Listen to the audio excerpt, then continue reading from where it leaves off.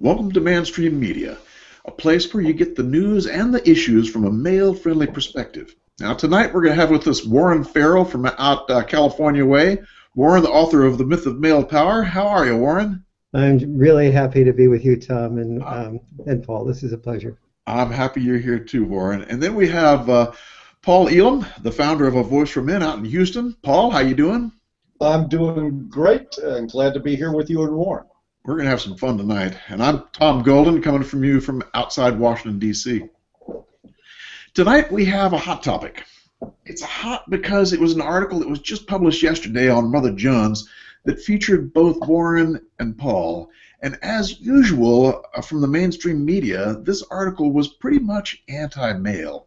In fact, the title of the article tells it all. Here's the title: Mad Men, Inside the Men's Rights Movement and the Army of Misogynists and Trolls It Spawned. Oh man, where's the organ music? That's right. Warren, can you kick us off? Ladies and gentlemen, you are now seeing the smallest army in human history. But it's also a big army. Yeah, it was a very fascinating. Mariah Blake interviewed me about 11 or 12 times. She spent a fair amount of time with both me and my wife and I together, and so it was just fascinating. She had a huge amount of information. She had 6,000 words to work with, and so it was fascinating to see the way she manipulated the article.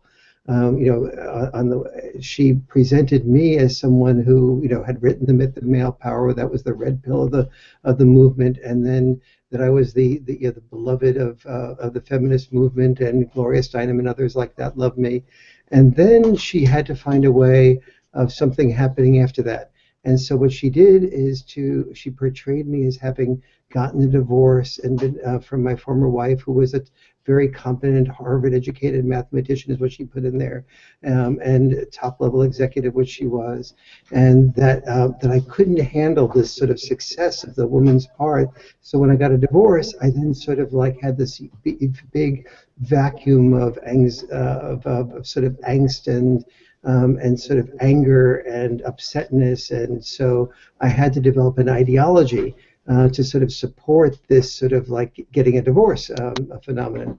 And so my ideology became men's issues as opposed to that. And so everything that but she knew, unlike most people, she knew what the history was. She knew that I had begun working with men's issues before that while I was married. She knew that I was the head of the NOW's Task Force on Masculinity while I was married. And then she also knew that I had gotten remarried and that my wife was a lovely woman who was also independent, owned her own business, earned more than I did. And so I didn't go from she had interviewed my wife, she had met her. My wife was at the workshop, the pre-conference workshop. Mariah Blake said she was the only woman there. My wife does still claim to be a woman, and so she was apparently invisible to Mariah Blake. And so there were just so many things that didn't. There was no worry on her part about lying, nor was there any worry on her part about presenting a totally inaccurate picture. She didn't mention the fact that Ann Cools was speaking at the workshop, and the most legitimate women that had the international fame, like Erin Pitsey, she just completely left them out, because to bring those women in with the high credibility would have forced her to deal more directly with what do women of international stature who are parliament senior senators from Canada, women like that, what do they see that the Mother Jones reader is not seeing? And so it was, the article was done in a brilliantly ideological way. And as I remember Horatio in Hamlet saying, there is more to heaven and earth than is dreamt of in your philosophy. And any time that there is a philosophy that develops, and even we in men's issues have to be aware of this in ourselves, anytime we have an ideology that's strong, it is oftentimes an excuse for simplicity. And so and my vulnerability in all this is I love believing that when I'm communicating with people, that the person I'm speaking with is genuine and sincere and not bought out by the need to please an ideology and not bought out by the need to make a source of income. And Mariah really had me believing that maybe there was going to be some real openness to presenting men's issues in an open way, because after all, we had talked about at least 14, 15 concrete men's issues. Men's birth control. We talked about the importance of fathers. We talked about so many in-depth issues at the conference, and none of that was brought up in any type of mention except little slams here and there. And so that was so for me on an emotional level, it was very sad to see that. Last, and then I want to have your guys' perspective on this. It's really kind of ironic because Tom, and one of the things that you wrote, as a response to the article was that that Mother Jones, she was a champion of the United Mine Workers. This woman fought for men's issues, fought for men's rights to earn money. She understood what a mine worker was. A mine worker was somebody who every day when he walked into the mine was risking his life so his children, in Mother Jones' case, 6 children, and herself would have a better life than he would have. She understood that. She must have understood that to have fought so passionately for mine workers. So the very reputation that all of her family died of yellow fever, and the people who cured yellow fever were Walter Reed, as in the Walter Reed Hospital, were 5 or 6 other famous men who were not, aside from Walter Reed, men who were not famous, people like Carlos Finlay, people like James Carroll, people like Aristides Agramonte, people you've never heard of before, who gave their lives, their research lives, their scientific lives, to curing the yellow fever that killed Mother Jones's family. I think Mother Jones would have been one of the first people to see the value of having a world in which men's issues were at a par with women's issues, in which there was not just a voice for women, but also a voice for men. Indeed. How about you, Paul? What are you thinking? Well, I agree. I do believe that she would have been on staff here were she alive today. I firmly believe that. And I think that she would have courageously gone up against the likes of Mariah Blake and other ideologues because this was a woman with guts and with integrity. She had a vision. And the only real sad part about this for me, now I don't care about the hit pieces. I'm used to them. They've served us very well, by the way. I'd like the good folks at Mother Jones to know that we have been inundated with traffic since that article was released, that there has been already an uptick in donations, so hats off to you for that. And it will add to people that contribute to it and support our work, because they're really getting tired of the victim narrative and the anybody who would dare speak about these very valid issues must be a demon. What I found surprising, or disappointing rather, in the most part, was that even though I wouldn't call myself a liberal, I certainly saw Mother Jones in the past as a publication with credibility and with integrity, that while not always presenting the worldview that I believe in, that certainly had my respect as a publication. This is not just something that started publishing 2 weeks ago or 2 years ago. This thing has been around for a long time, and it is steeped in the very, very essence of real journalism, of real writing. And that was disgraced by this article. It really was. This was nothing more than a propaganda piece. It is, as you read through it with any kind of knowledge of the issues, you see how calculated it was. I mean, one of the things that she did was, as Warren brought up, she portrayed Warren as somebody that was married to a successful woman, and who that marriage ended in a divorce, but that Warren responded to the divorce by going on a jihad against all women and against feminists. No,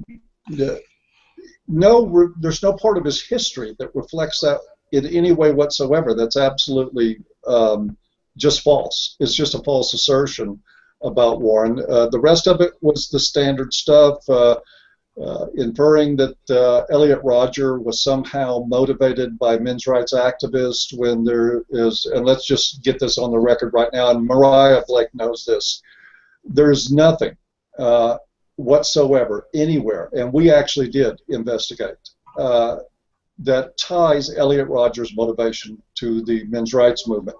And most notably, I point out that there was not a word in his suicidal manifesto, what was left behind from him, about all of his troubled thoughts of this very disturbed young man.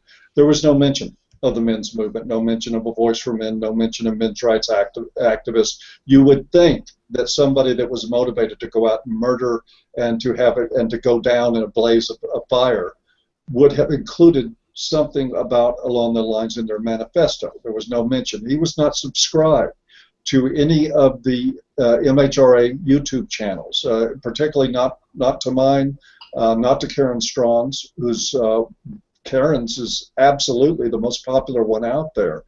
Nobody ever heard of this guy. Where this comes from is the Daily Cost started that little bit of disinformation, speculating that somehow that Elliot Rodger was motivated by the men's movement, and Mariah simply plucked that out of the history and slapped it in there when there's no relevance. You might as well have said that Charles Manson was motivated by it, or that Mrs. O'Leary's cow was motivated by the men's movement. It's just that silly. The other thing is, of course, the SPLC, which now I will give them credit for one thing. They allowed rebuttals from Warren and I to be posted in the comments. Warren's is locked up at the top.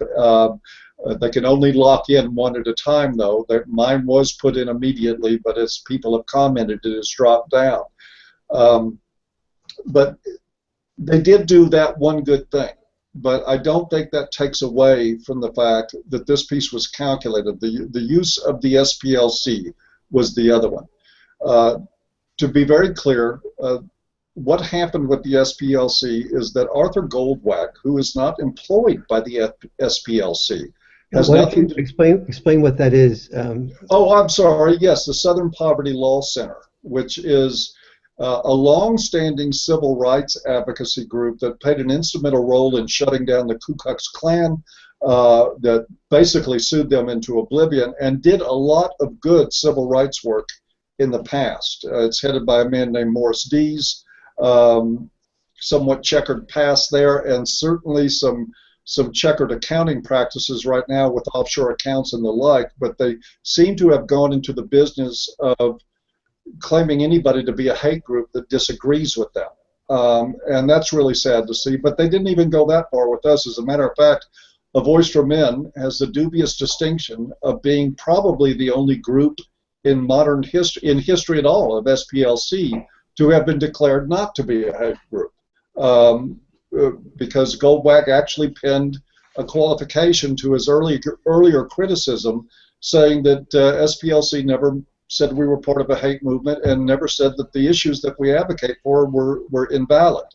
Of course, I'm sure Ms. Blake knew this and went ahead and threw it out there. It was what she did was she did a very high-profile, sophisticated 6,000-word exhaustive hit piece where she created one new narrative, the Warren Farrell is embittered husband that goes on jihad. That's a new one. We've had the SPLC for a while. We've had Elliot Rodger for a while, but Jihad Warren is new. So I'm sure that there's going to be some other ideologues pick up. Maybe they'll make a Jihad Warren doll. I don't know.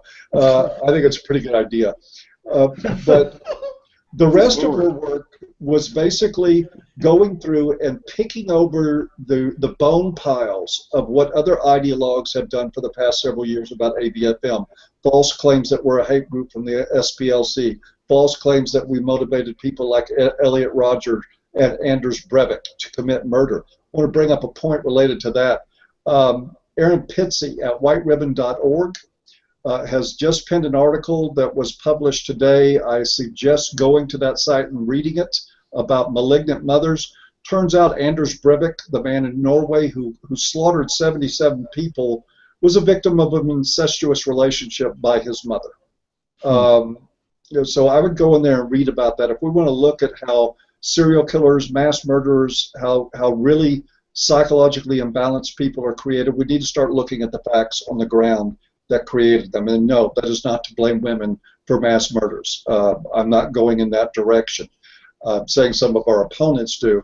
But that's my general take, was that this was a step down for Mother Jones from an esteemed position to one far less esteemed.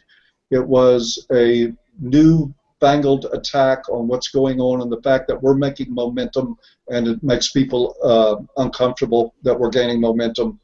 And they've simply picked over some bones that have been out there for a long time, which amount to exactly nothing. And that's just an important bone too, Paul. What's that? You forgot an important bone, the Bash a Violent Bitch Month. Oh, yes. Okay. Well, I tell you what. Okay, you brought it up, so I'll go ahead and address it now. Good. I wrote a piece of satire in 2010 or 11. I forget. This is how far back they're having to go, by the way, to dig for things. But I wrote a piece of satire after reading an article at Jezebel.com in which the editors and readers there bragged about having beaten their boyfriends, in blooding their faces, in slapping the glasses off of them. One woman bragged that she kicked him. Another woman bragged that she thinks she might have broken his nose. Another woman bragged that she grabbed his laptop and threw it across the room and broke it to pieces. Another woman bragged that she slapped her boyfriend in the side of his face because he thought he might have breast cancer. Breast cancer does happen to men. It's rare, but it actually happens. And they were celebrating and lauding this behavior. The editor of Jezebel said, in summary, is can women hit their boyfriends? Well, the best way to put it is just don't fuck with us.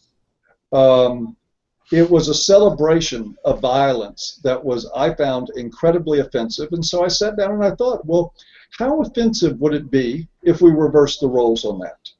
How offensive would it be if I wrote a piece of satire that said, well, hey, we'll just turn this around? So I did. And usually you don't have to mark satire. You don't have to identify it. You just write it. But I also know that the audience we're dealing with in the feminist community. So I said, hey, satire here. Even put little tags on it to indicate where it was at the precise point in the article. And of course, what I've seen out of that is that Paul Elam claims it's satire, that he alleges that it's satire.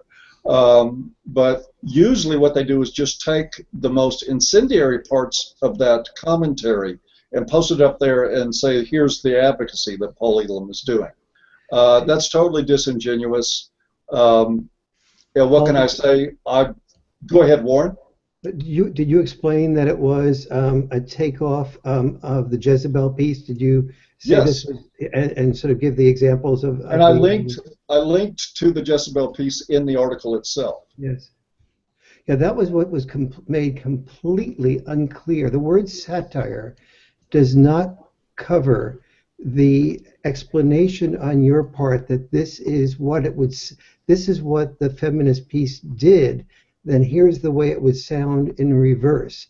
So when you say something is not only satire, but you make it clear that it's a role reversal, that it's like, walk a mile in the moccasins of somebody listening to this. If it was said about you, that is really, that is both satire and it's also a really important psychological technique that people get to help people understand different perspectives that you were using, and to explain that and then not have that be incorporated as part of the explanation of the journalist is really shoddy journalism. Sorry for interrupting, but I wanted to that piece that you brought up, Tom, which is I think very valid because that was magnified in the article, and Yes. and it's the piece that I get the most negative feedback about. Yes. Is how could you possibly, Warren, support anybody who who says anything like this? I like beat the living blank out of them, And so I really want that clear, that this is what was said by a feminist piece about men, and then Paul is making it clear that this is how awful it is, and then what he is saying is awful is being used as if it were what he was saying, and that is, a really misleading way of representing what Paul was doing, in my opinion. Am I misunderstanding, or am I factually off base on anything about that, Paul? No, you've hit it right on the head. And as a matter of fact, as you were speaking, Warren, I think I've just decided that people that will be viewing this video, say tonight or tomorrow, to visit the site tomorrow, because I'm going to repost it in the featured spot and bump it back up. Good. One of the things that we can't do, and I think this is real important, believe me, if folks think that I'm comfortable with being written about this way in national publications, they're out of their minds. I'm not comfortable with it. It isn't something that I like, but it's something that I'm willing to do. I just think it's very, very important that we don't allow them to dictate the rules that human beings have governed writing and expression by for the past several thousand years. We have had satire, both, there's Juvenalian satire, which is what I was writing. It's very, very acerbic and very cutting and very provocative, and it's intended to be. And there's other less, I would say, offensive forms of satire that are intended to be funny. This was intended to provoke people's thought about the double standard that we have about when women are physically violated and when men are. I was honestly, when it comes down to real shock and offense, I couldn't believe, even at Jezebel, that I was reading a group of women brag and backslap each other about physically abusing their partners, and that the people in the comments joined in with "You go, girl."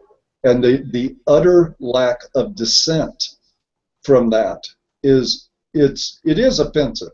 And was I angry when I wrote what I did? Yeah, a little bit, but I will never take a word of that back, ever. It will stay up. The deal I've made, I put it out there, Jezebel knows it. You remove that deplorable article, and I will remove my piece of satire about it. But it's not going to happen until then. I hear they dumbed down the article, Paul. Yes, they believe, unfortunately, I don't have a copy of the original, but we have gone in yesterday, and the article appears very different, and it's only like 2 little bitty paragraphs from what it was before, and it appears that they have gone in and reshaped the article to make it look like that I was reacting to nothing. And that's fine, that won't work either. There were thousands and thousands of people that read that article when it came out, and anybody that's read it is going to know. Yeah, that's we need to find a copy of that thing. I remember when there was this, you'll help me here with the name, I think his name had a Wayne in it, whose penis was cut off by his wife and thrown in the woods. Do you remember what the name is? Wayne Bobbitt. Yes, Wayne Bobbitt. And I remember, the first time I heard about it, this guy calls me up and he says, "I'm Wayne Bobbitt's lawyer, and I'd like you to help represent him in court." And I go, "Who's Wayne Bobbitt?" And then the next day I see a joke about it on Johnny Carson, and then a joke about it, or it was Jay Leno, one or the other, and then a joke about it on Dave Letterman, and everyone's saying, joking about the penis being chopped off, and it's and I said to my wife, can you imagine what the response would be if a comedian was making a joke out of a woman's breast or a clitoris being chopped off and thrown in the woods? I mean, it just is not even no one would even think about making that into a prime time joke on almost every comedic outlet at that point. And so NBC, CBS, these are places that that censor things like this very carefully if it had been against a woman. Yes. Absolutely, and the same thing. It was the same reaction when Catherine Q. Becker drugged and tied up and severed her husband's penis and put it in a garbage disposal. Sharon Osbourne was on The View right after that happened, making horrific jokes about it, and the audience was just cackling about it. It was quite an embarrassment. But that's the kind of double standard that I was trying to draw attention to, and that I will continue to as long as I feel like it's necessary until we can start having a dialogue about this stuff. Yep. One of the other things I want to point out, because I'm remembering here, and I think there has to be one point of fairness to Mariah Blake, and it isn't much, but I think it's fair to say that it's hard to determine what these journalists believe and don't believe sometimes, because the fact of the matter is that if she would have written an article that actually highlighted men's issues and who gave us fair criticism of maybe some satire she didn't like or fair criticism of Warren, but did an unbiased article, it would have been the end of her career. And I think we have to recognize that it would have been the end. Just like I was interviewed 2 years ago by a young woman named Erica Jarvis for the Toronto Star. And we talked twice, and we talked at length about men's issues, about my work, about why I was doing it. And she wrote an article that actually reflected the interview. She made some criticisms. She said some things that she did not agree with. She even played gotcha a couple of times, I think, in an effort to have something to go after and to appear balanced. But generally, she said, when I talked to this guy, I felt like an equal. There wasn't any holding back for me. There wasn't any faked courtesy. I felt honored as an equal talking to this guy. And she ended up with death threats. And she ended up begging the Toronto Star to take the article down. And they did. And this is the environment that we're dealing with right now. And it's, believe me, there were days a long time ago when I thought, if you can just get the right message, the truth out there to the right people, that's all it's going to take. It's not. It's not. There's an apparatus out there that desperately wants to shut us down. And right now, Mother Jones and Mariah Blake are a part of it. We're coming out with the interview that I had with a freelance journalist is actually going to be run this Monday on Vox.com, which is has more traffic than Mother Jones. And that will be coming out Monday, and we'll see. It is a liberal publication, so I'm expecting a Mariah Blake byline before it's over. But that's okay. And then we got GQ that did an article on the conference that's coming out at the end of February. And I will be surprised if even one of these is not a vicious hit piece, because we are in a media environment now where the idea of challenging feminist orthodoxy is a career-ending decision. And in all fairness to the people doing it, it's something really tough to get out of right now. And Paul, what is it that fuels that? What's the fuel underneath that? Well, there's ideological fear. People don't want to lose their jobs.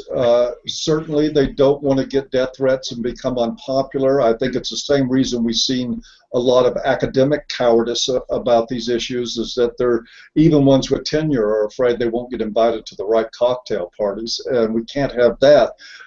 So they stay silent in the face of all this stuff. But I think most of it, the big picture, if we're taking the bird's eye perspective of this, is that it's consumerism. Is that if we look down at the whole deal, we find out, you look at the amount of liquidable income that is controlled by women in this culture. You look at the amount of, I remember reading in Beth Mel Power about the square footage in shopping malls. Was that the right one, Warren? Yeah, did you write about that? I did talk about that, right? Yep. Consumer culture is geared. That's why you see so many male-bashing commercials and commercials that make women look like the enlightened one while their Neanderthal boyfriend sits there and she hopes he can survive 10 minutes on the couch without screwing things up. That's what we have, because they are overtly appealing to what's going on with women and their political ideas in this culture. And if they don't follow that line, it's about money. And of course, everything, all of this goes back to money. If Mother Jones offends their readership by saying, wait a minute, these guys have a lot of good things to say and their readership revolts on them, their stock goes down.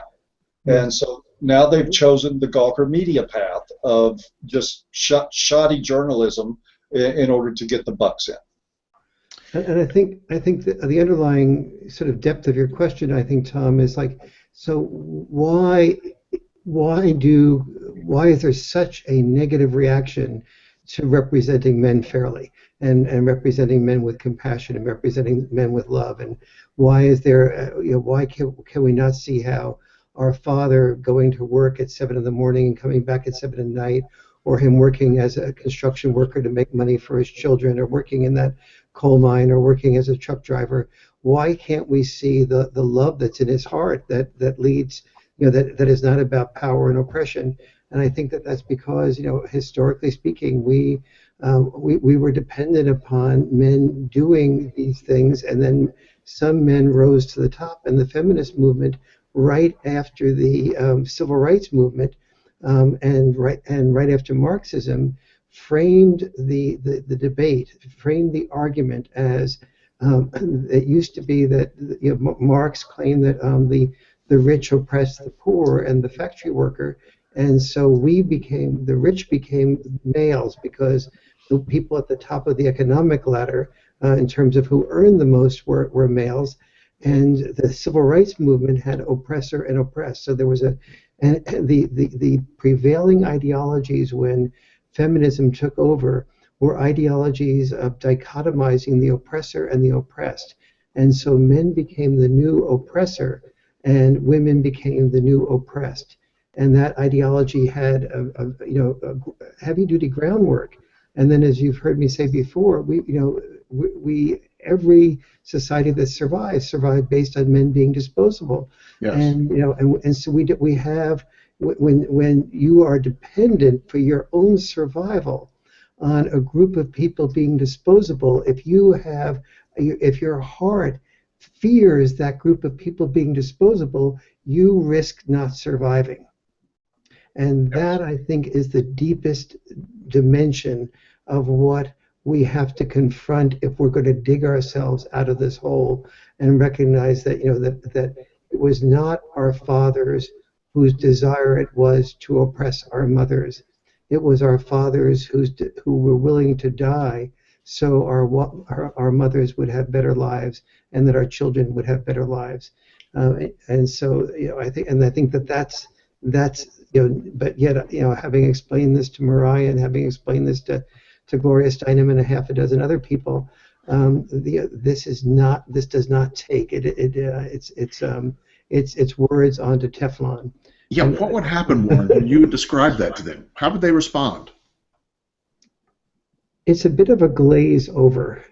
It's like it's sort of like the patriarchy line is so deeply embedded that it's like trying to put it is like trying to sort of get something instead of pouring syrup into a sponge or a pancake and having it absorb and change the shape of the pancake forever.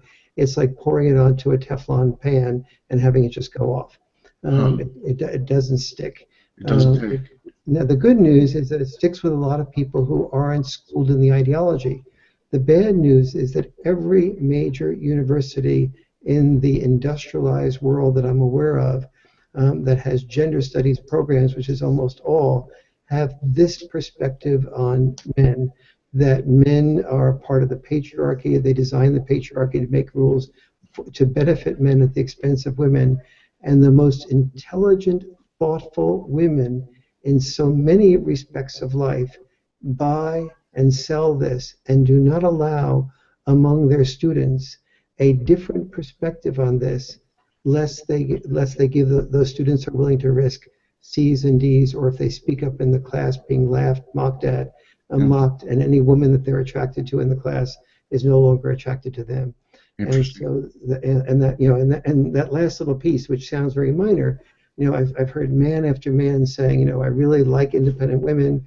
I took a women's studies class, but I did feel it went too far, so I raised my hand, and there was a woman in the class that I really had an interest in, and I think she had an interest in me too, and we were sort of beginning to flirt and maybe go out with each other, but I spoke up about this, and that was the end of my potential, being able to make myself attracted to her, Yes. attractive to her. And so that's really very, very tough. Tom, I want to stop myself and ask you. You had said something before about the whole Mother Jones and in relation to the hazardous professions and so on. Yes. And If I could say one thing before we go there, Warren. Yes. I appreciate what both you gentlemen said about this. I would add one more piece, and that is the gynocentrism has people feeling that men should always be independent. Men should always be doing for others, for women, for children, or whatever, and seeing a dependent man is a complete threat. It's like a red flag. We can't have men dependent. In fact, if you look at what happens to men when they become dependent in our culture, they're shamed, they're thrown out. Look at the homeless men. I mean, they're just completely shamed. And so, I think that a part of what's happening in this gut of people is they can't tolerate the idea of a dependent man. And every time we talk about men's issues, you have to talk about men who are somewhat dependent because they're having trouble. And people can't hear that. Yes. But yeah, I think the Mother Jones thing, if you look at her history, she was a real pistol. She was a real pistol. What did she say? She said something like, women don't need the vote. We can raise as much hell as we want to without it. It's like she was a pistol. She was obviously somebody that understood the mechanics of power. Yes, I think she did. You don't make that kind of statement. And no, folks, that's not an endorsement or a condemnation of women's suffrage, so don't go there. But obviously she understood back then, so much better than most ideologues now, is that women, just like Warren described with the young man in the classroom and the girl that lost interest, women wield tremendous power. Yes. Tremendous power. That's why Warren put the silhouette on the front of his new edition of Myth of Male Power of a woman's posterior, is because it was an homage to the fact that if you look at power between the sexes, oh man, it's certainly not as simple as patriarchy. I mean, that is an insane sort of very oversimplified understanding of the power that transacts between men and women. Mm-hmm. And we definitely need a much more nuanced understanding of that power, of how it flows, how it goes back and forth. But we're not getting it. We're not even allowing the discussion on it. And I think, let me add this, Tom, I think you're absolutely right. I think the first instinctive reaction from anybody hearing somebody advocating for men's issues is fear. I think it is fear. Who's going to take care of us? Who's going to take care of the world? Who's going to do the hard things that need to be done? And it's a rational fear. It really is. It's not irrational to have that fear. But we do need to figure out a way to help people overcome it so they can start seeing the world's not going to fall apart if we talk about false rape accusations. The world is not going to fall apart if we talk about due process for young men in college. As a matter of fact, we can strengthen them, and we can strengthen the world for both sexes by taking this approach instead of just limping forward as a species on one sex. It's never going to work. Yeah. Yeah, I agree. So what are you saying about Mother Jones, Warren? Well, I think it's really it was really on an emotional level. I have to say that I was hoping to be able to communicate.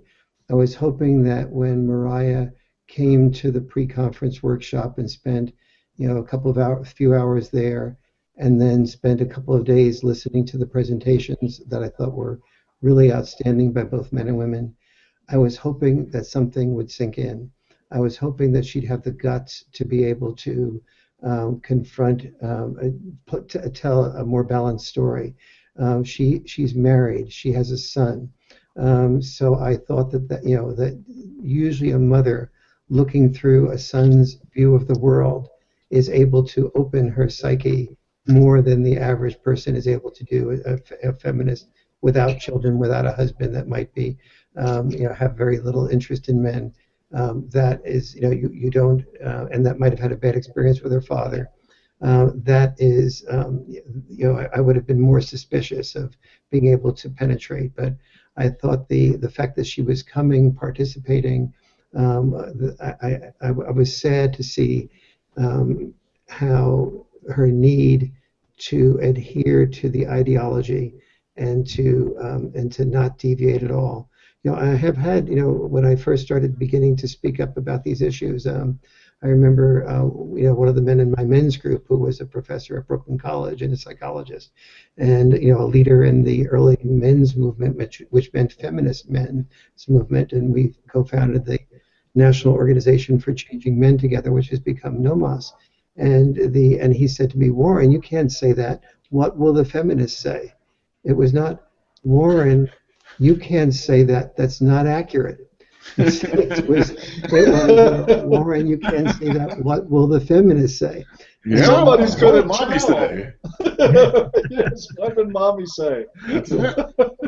And when I saw this early on, I mean, I remember, I think I mentioned once before to you, Paul and Tom, that I remember being on a show, the home show, that I was a national daytime show that had me on 8 times, and the 9th time they brought me on with Gloria Steinem, and the two of us were talking, and Gloria and I, up to that point in our history on TV together, we had agreed on almost everything, and she brought up the gender pay gap and as an example of discrimination, and I said, well, it is more complex than that, Gloria. There are a number of dimensions of the pay gap, and and I only got about that far. And she gave a little signal to the producer, and the producer cut off the segment. So we need to go to commercial, but it was in the middle of a sentence that we went to commercial, so that didn't make sense to me. And then she said, well, that's all we need to do for today. And the piece was never aired, and I was never called back, and not a single phone call I ever made to Gloria or to the show after that was ever returned. I even sent Gloria a telephone from Toys R Us to be able to facilitate her calling me back. Watch out, Warren. They'll write about that and call it stalking. Yeah, exactly right. So Wow. so it is really, as you say, Tom, it is the second an alternative to men having all the power. There is sort of like a psychological need for many women to see themselves as an ant and to see men as an elephant. So you have therefore the excuse to be able to hurt the elephant as much as possible, or to hit the elephant or call the elephant names as much as possible, because as an ant you can't possibly hurt the elephant, and as an elephant you cannot possibly be hurt by the ant. But ironically, that attitude toward men is only reinforcing the belief that men have, that men cannot be hurt, that we're indestructible, and that reinforces the traditional role of men in masculinity. Yes. Indeed. It's hard to call for an end to something while you're demanding it at the same time. Yes. And the psychology of feminism is very much the psychology of protect me, which is the most traditional anti-feminist approach to things. To say nothing about it being the most intellectually dishonest, to not understand that the pay gap is a gap of the tolls that men were willing to pay to earn more money, the extra hours they were willing to put in, the hazardous jobs they were willing to do. So, as Mother Jones, understood the coal mines that are that men were willing to work in, which is why she fought for the United Mine Workers to be able to have the rights to be able to earn decent money and to have better conditions, because she understood the oppressive conditions of men. And for women to turn around these oppressive conditions and say, aha, you work in that coal mine, you earn more than that woman who has a entire bachelor's degree in art history or French literature or French languages, and why should you do that? That's clearly an example of discrimination against men. But the man goes down there and works in that coal mine to support his 5 children, so his wife won't have to do it. And look all around you. Every building that's been built, that's an office building, has been built almost completely by men risking their lives in the process of building that. And one construction worker dies every workday hour in the United States. And no one is talking about that, even though we're all seeing the construction workers. We're all flushing our toilets and not even knowing that the sewers are being cleaned out by men. We're not acknowledging that we are drinking water and surviving longer, water that doesn't poison us because men put their lives on the line and spent their full life inventing solutions to have water to be chlorinated in such a way that allowed it to be able to be drinkable. And so none of these stories are known, or none of these thoughts are coming to us as we flush our toilets, as we live in our homes, as we go to our offices, as we go on the highway. We see construction workers working, and their maleness is invisible to us. Their sacrifice is invisible to us. The fact that they're hoping that their families can get a decent income to be able to live better, and that their children won't have to drive that cab or do something else like that, but they can have a college education. All of that is invisible to us. And that is really the crime that makes our dads blind, our dads' sacrifices blind, and doesn't allow even our sons to be seen as full human beings. That's what A Voice for Men is fighting for. Yes. Yeah, and one of the things that strikes me is this article by Blake, and most of the other feminist articles I've ever read have told one side of the story, and only one side. And they omit very critical data. And the one side we saw too with this article that struck me when I read it again today 2 or 3 times was that they portrayed the people who were men's rights activists as being stalkers. The last paragraph in the article was basically saying this guy was a stalker. It was being hateful or trolls or stalkers. It's like that there may be, a tiny percentage of men's activists who are like that, but my gracious, this woman had an opportunity to see that that's just not the case for most of us. Yes. And she just told one side. That's it. Just one little fraction. Ugh. Let's look at the Elliot Rodger thing for a moment, because she framed this article, and in almost every place where she got into a corner, Elliot Rodger became a deus ex machina, meaning that she pulled out Elliot Rodger as a way of associating him with the men's movement, as a way of whenever she got into the place of where she might have to acknowledge something like, I'm doing a workshop that is very touchy-feely. Well, the men's movement as a right-wing movement can't be touchy-feely. How do you deal with that? Oh, Elliot Rodger. So and so you pull him in as deus ex machina, as Shakespeare used to talk about. So let's look at that more carefully, though. Suppose Elliot Rodger his anger was not toward men. So misogyny, was not toward women. Misogyny means hatred of women. His hatred was more expressed toward men, and his frustration toward women for going after men that he felt were jerk type of men who would come on to women in a way that wasn't respectful. And here Elliot Rodger believed he was much more respectful, and the women paid no attention to him. It was exactly his respect for and love for women that made him frustrated that the women he cared for did not respond to him, and that made him angry, yes, at women for not responding to him, for rejecting him, but also more specifically at what he considered these jerk type of men who did get more response. Now that's a frustration that if he had called A Voice for Men and had people hearing how frustrating it was for them to have other men have the same experience, he might have not felt so lonely. Had he been a member of A Voice for Men, he may not have committed the crime that he did, because the first job of all people who are frustrated is to have someone who listens when they shout out with a frustrated cry of, am I the only one? Am I isolated? Am I alienated? Is there anyone else who feels this way? That is the service of even the anger that appears online. And so I feel so sad. I explained all of this to Mariah. I feel so sad that not a single word of that perspective was reflected in the article, and and that part of me has just my belief in the human spirit dropped a little bit with Mariah Blake. Huh. Well, that's sad to hear. Yeah. But I'm kind of with Paul on this one. It's to be expected. I mean, I've gotten to the point where certainly it is. When an article comes out, you just expect them to tell one side and one side only.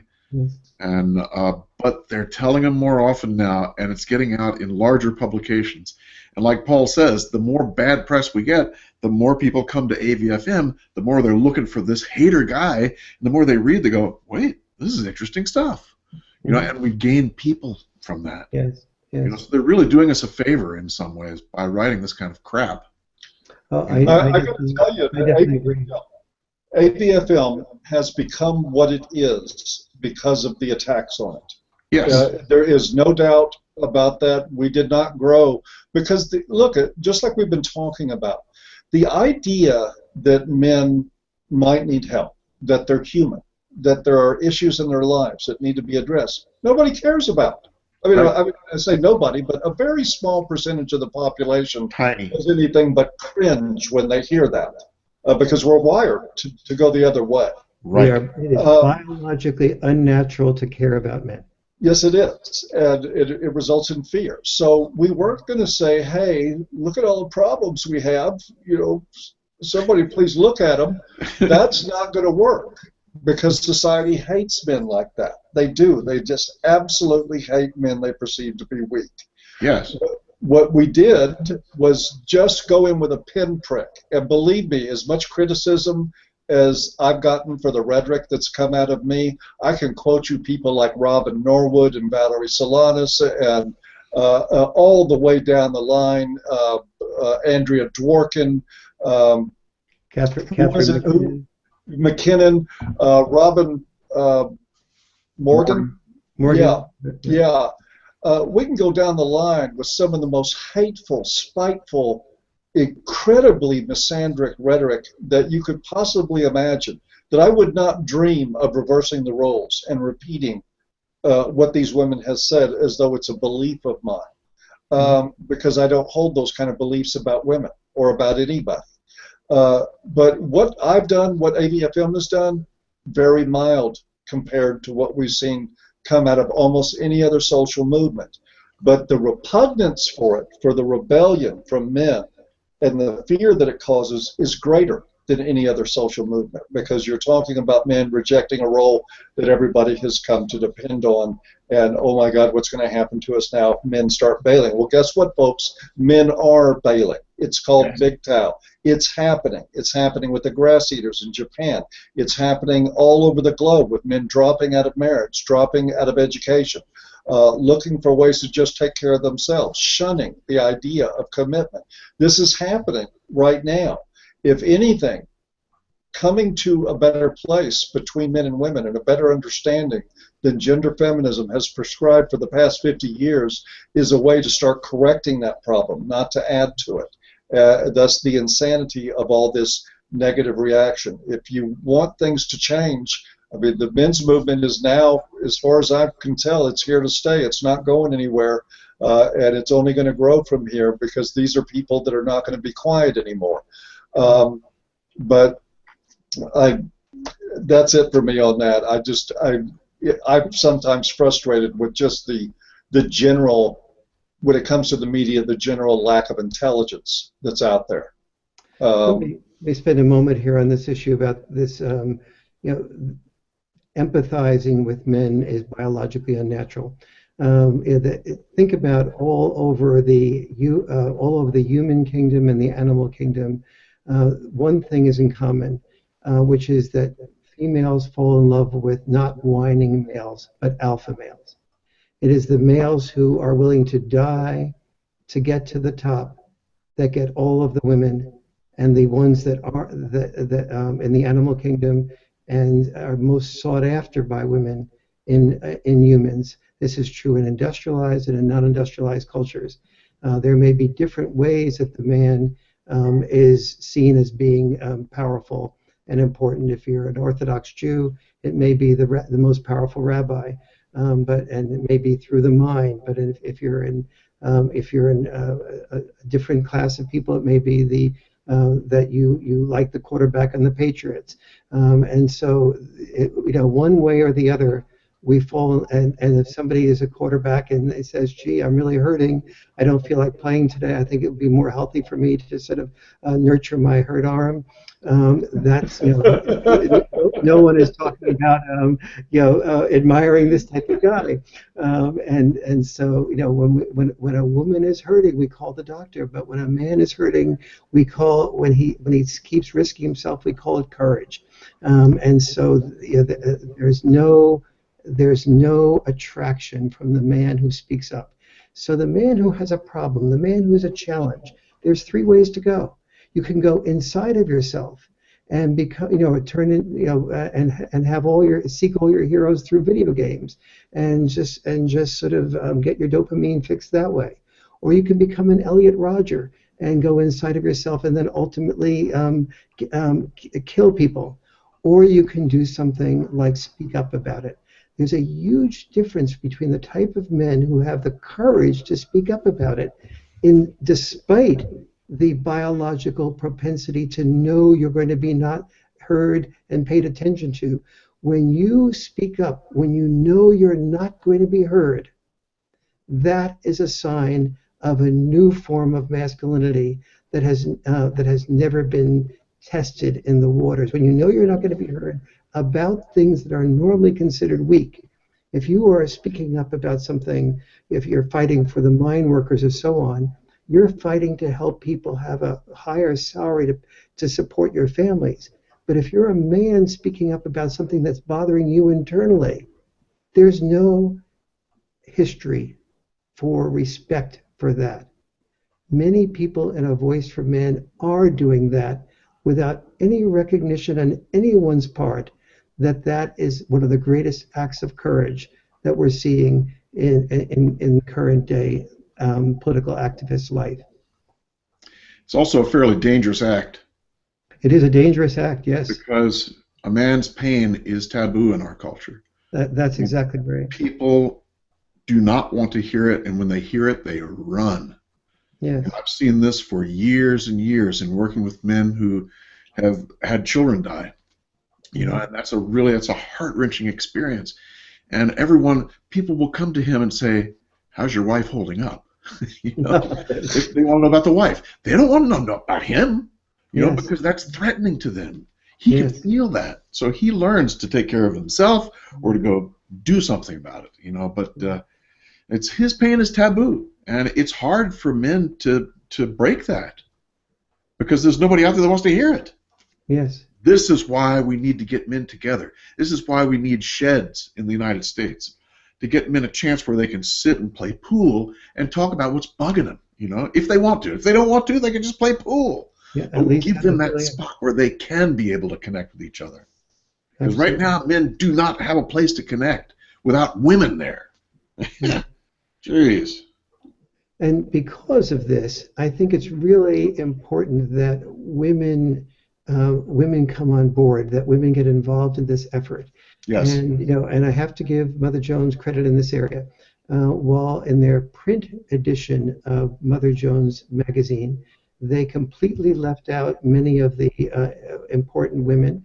When we did confront them on that, at least in the new online edition, they did have a section that included women like Senator Coles in there and profiles of her. So at least that was enhanced from what it was in the print edition. But I also want to acknowledge right here on this program, and I'd like to ask Tom and Paul to maybe add some names to this, There are people like Ann Mitchell that have fought for fathers' rights for a long period of time. There are people like Diana Thompson that have really gone out there and lobbied against the California law that says you must say yes in order to not be accused of being a harasser of women or a date rapist. There are women like Allison Strange who formed the organization called FACE, which is Families Against Campus Equality, expressed in terms of their children, their sons being falsely accused of date rape when they weren't, and having no legal recourse. There are people like Janice Fiamengo, who have, women's studies teacher who has had the courage to speak up. So Tom and Paul, let's spend a minute ending this program perhaps by acknowledging some other women that you know and that we know that have been involved and have supported our efforts. One of the first things that comes to mind is some of the women at Leading Women for Shared Parenting, which also Diana Thompson is a member of, and she was one of the first names that came to my mind when you brought this up, Warren, because she has been out there doing this for a long time against very, very formidable odds, trying to get some positive things done. Terry Stoddard also belongs to that organization. There's a great number, and she's a great person that does a lot. I got the pleasure of meeting her when we were in Detroit, which was really good. Kathy Young also belongs to the Leading Women for Shared Parenting. There's quite a number of women in that organization, and even internationally. We have women like Uma Chawla in India, who has worked with Save Indian Family Foundation, doing magnificent work, and has helped develop absolutely the most advanced. We're finally making some headway here in the States, but the guys in India and the women in India for the men's movement there are taking giant steps. They're actually having classes about doing activism on a regular basis. They have, by the way, just a slight announcement on that, ABFM India coming out soon to a web location near you. But there is any number of women. We have, I've mentioned Suzanne McCarley, who is somebody you may not have heard of. She is our senior moderator at A Voice for Men, moderating the comments. She works tirelessly. She never stops. She does 10,000 things behind the scenes that nobody ever sees in order to help us. We could go down the list for a long time. There is an awful lot of women that have showed up and helped us. And what's really important about this, and I think this will be probably because of our time, the last thing I have to say tonight, the women who have been the most instrumental, and I think of women like Janice Fiamengo very much, and others, Suzanne McCarley and Karen Strong and others, who have seen and understood the rhetoric from ABFM at times, that were intelligent enough to understand its necessity, to know that, okay, yeah, now we have to deal with people going back 4 years and quote mining articles and saying, here, look what he said at some time. But the fact is that we would not be having this discussion now had those things not been written. And that are smart enough to understand all that and don't care about the flack, that still stand up with us and still stand alongside of us to help. Those are the women that really make the difference, because they aren't just there to support one husband or one son, but they are there to support a cause. And while, look, we don't want you to go away just because you're supporting one husband or one son, but those that show up to support a cause and who react to when I forget who it was, but somebody challenged her and said, well, look at this terrible thing he said. And it wasn't even talking about me, it was about somebody else. And she said, well, you think maybe he's angry? And like in the conversation, that is the kind of support. And you do, it does, and I'm not trying to pin a medal on anybody here. It takes guts to do this. And it takes the willingness to be rejected. But I can tell you something else, is that the community of activists that we have makes a huge difference, both the men and the women. We do offer each other that social acceptance, that respect, the friendship, the sense of family that comes with it. I'm not missing anything out of my life at all from people who want me to shut up. And that's really also an acknowledgement too to Stacy, who supports you, and to Liz, who is emotionally so supportive of me and financially more than holds her own, and that makes it possible for me to spend time doing this type of thing. I'm not familiar enough with your wife, Tom, but from what I gather, that she's supportive of what you. She certainly is. She's doing. Oh yeah, yes. She's probably. I should probably surprise you. She was at the conference. Yes, I did. I would add a couple of names, Warren, to that list, and Please. one of my heroes is Denise Hines, a woman who's done some fantastic research on what happens to men when they go to try and seek help for domestic violence. I mean, just some remarkable research that I think has stopped some people's world. It's just so incredible. You look at this, you go, what? Because she found, of course, that when men go to these places, they're told that it's not for them, it's for women, and that they need to go to the batterers stuff. They're the one who's causing the trouble. So Denise Hines is one. Judith Kleinfeld, all the work that she's done for boys. Oh, my goodness. And, of course, Christina Hoff Sommers is yet one more. So there are lots of women out there that are just kicking butt, and it makes me want to go out and kick butt too. And Kathy Young has been a very strong supporter. Judgy bitch.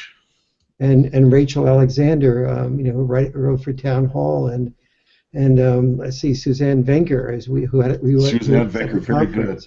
And Allison Feeman and Allison, absolutely. Gina Bloomfield, and gosh, I mean, if I had to sit down and make a list, I would be sitting and writing for a while. There's all the honey badgers. All the honey badgers. Yeah. Rachel Edwards. I mean, all of them. And if I keep trying to name them all, I'll forget somebody. I know. I was thinking the same thing. But there's a lot of them. A lot. And they're doing great work. They really are. And so I really encourage somebody who's suspicious of the men's movement as being just men, just to clip out this little portion of what we just ended this part of the program with, and send that to friends and to people that are suspicious. There is, we've listed maybe 25, 30 women, and there's at least another 100 or so that could legitimately be listed here easily as real supporters and understand, the pioneers among women who, I got a lot of credit when I was, one of the first men understanding what feminists were talking about. Well, these women deserve credit for understanding ahead of others what we are talking about. Yes, indeed. I think it's important to point out too that it is very different. Now we get a few, sort of MRA impersonators that flow through every once in a while, and they're looking for a hookup or something else. But most of the women that show up are very, very serious about why they're there and what they're doing. And I think it's important to remember, not that they deserve more consideration than men, because it often takes a lot more courage as a man to speak about these issues than it does a woman. Woman, you're going to get less flack as a woman by far than you will a man. But I think it also should be recognized that women have had to, the ones that support us are women that have stepped past every incentive not to support us and have done it anyway. And that deserves recognition. It does. Absolutely, absolutely. Well, I guess we should end, but I really am very happy we've had a chance to sort of include this part of the program, because I think it's really indeed. It's been good to talk about this tonight. And we'll be back next week and talk about Vox.com sending more readers to ABFM. Looking for the boogeyman who does not exist. Indeed. And on that note, Warren, did you have any last words, or are we out? No, I think we're good. Good deal. So let's all remember, there is no I in Manstream, and men are good. And we'll see you next Thursday. Good night. Bye-bye.